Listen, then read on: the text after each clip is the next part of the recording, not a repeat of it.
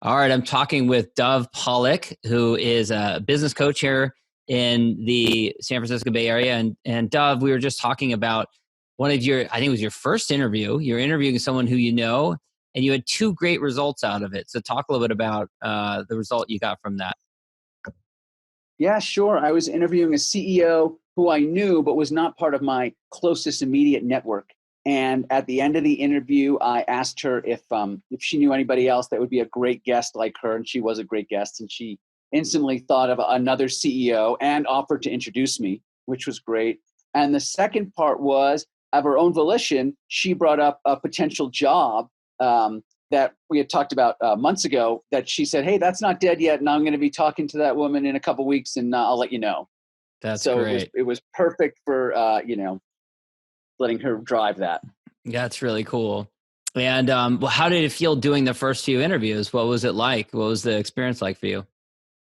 It was a little bit scary in the beginning, which was good, but it was exciting. I had the adrenaline flowing, but I liked it. I found that, I really like this. It's comfortable. It's sort of like there's some people when they get up to do a talk, they need to have all their notes and their speech lined up. And that's not me. Because then I just feel like I'm worried about missing a line. I have to just have a kind of an idea and feel confident and then just flow.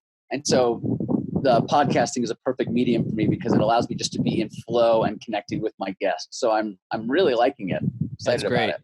That's great. All right. And I want to ask you about the blueprint session recordings blueprint sessions that you did with us. First of all, going into it, what did you think about podcasts in general? What were your thoughts on podcasts? Why are you interested in the idea of doing a podcast? Sure. I mean, I always have, I've like anybody else, I've enjoyed podcasts, and there's a few that I've always kind of liked and followed, but I hadn't thought about it. But once we were introduced by a mutual friend, John, and you really explained the idea behind Rise 25 and how podcasting can be this great generator of business development and ROI, it just clicked and made sense to me. And so the whole blueprint session was just taking me through that so I could see how it all kind of lined up so that it would just sort of open up like an ever widening angle. So I'm really excited about it. And after the blueprint session, what were your thoughts on, using a podcast in your business?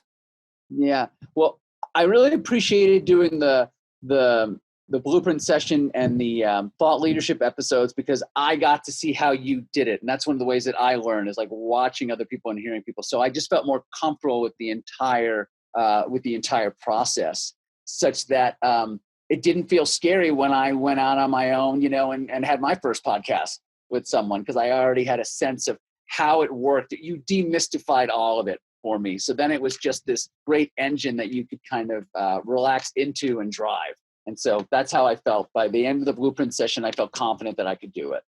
So then I guess what we're talking about here is really kind of, there's the blueprint part, but then there's also the onboarding after you became a client.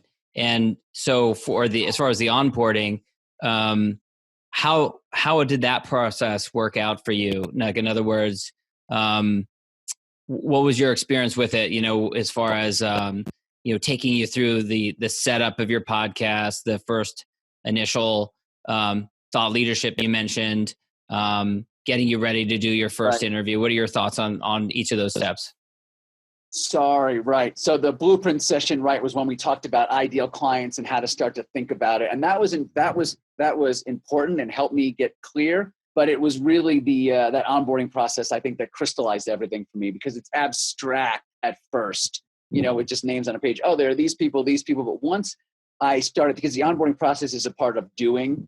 And so doing interviews with you and then thinking about how to write an email for an introduction to somebody else and then tapping my network. So it felt like I was following a very clear path. And that's why it was so exciting when I had success so quickly. And just felt like, I can follow this path. It's not, it's not overwhelming. I can do this. That's great.